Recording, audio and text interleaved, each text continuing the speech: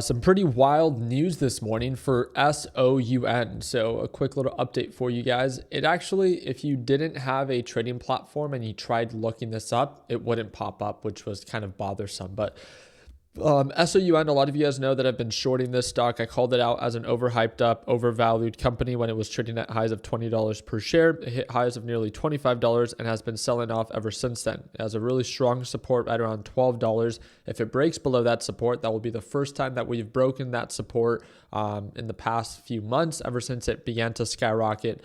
And then at that point, we could see a potential free fall all the way back down to $10 per share, or returning back to previous lows of $3 to $5 per share. Nonetheless, I did take a small little trade on it. I closed out my position. As you can see, I just have my one lucky share.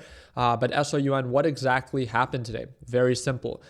Today, it announced that SoundHound has reported that potentially plans to offer a 500 million security sale. So what that means is they're going to be borrowing against, or pretty much diluting investors. So it says SOUN fell 3.3% at the open on Tuesday after the company filed documents indicating that it may offer a mix of securities totaling $500 million. The potential sale is in Class A common stock. So pretty much what this means is that, well, SOUN is looking to raise capital, but it also indicates that possible dilution of their current shareholders, which often leads to negative sentiment. This is the crazy part about this, is that when SOUN does it and every other company does it, because they're diluting their investors, it makes sense.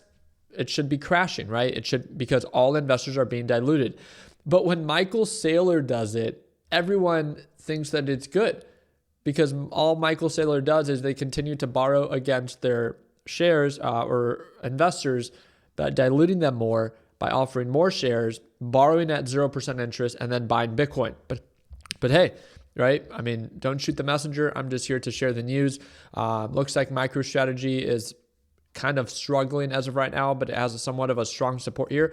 I actually wouldn't mind going long on it. So I can buy into the dip. It's about 100 shares. That's about $33,000. I'll buy into the lows and sell into the highs.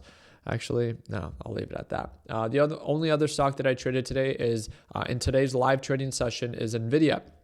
NVIDIA ended up selling off to lows of 116.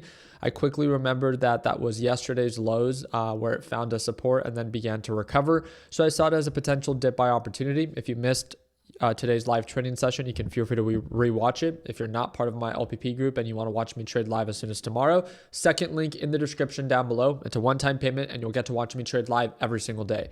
With that being said, I bought into the dip, I added more as direction became favorable, and then I locked in profits. It pushed up even higher. It's now consolidating here at the moving average, but we're not really showing any signs of progress. No progress on the upside, no progress on the downside. So alerts are set just to kind of see what happens. I don't care to short NVIDIA because I like the company itself, but I also don't know how much worse things can get. The thing that I do want to leave you guys with is, just like I talked about it yesterday, is that tomorrow is a very significant day.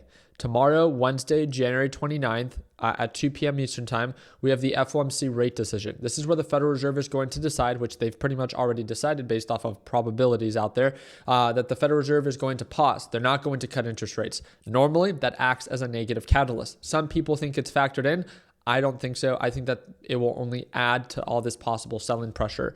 On top of that, we're in earnings season. So big tech companies are reporting earnings. So again, tomorrow, Microsoft, Tesla, and Meta all report earnings after the market closes. I will be live streaming the FOMC rate decision, and I also will be live streaming Tesla, Meta's, and Microsoft's earning report. All you literally need to do is subscribe to the channel, but you can't be surprised.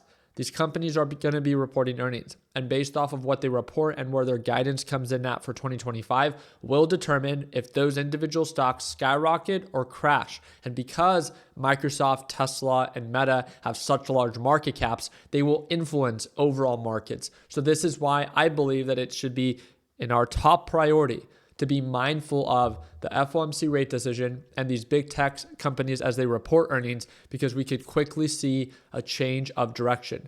If they do good, markets can recover. If they do bad, markets can sell off for even longer. So again, it's not about predicting the future. We can't do that. So be aware of what's about to be reported and be prepared. I think one of the best ways to prepare is to stay cash.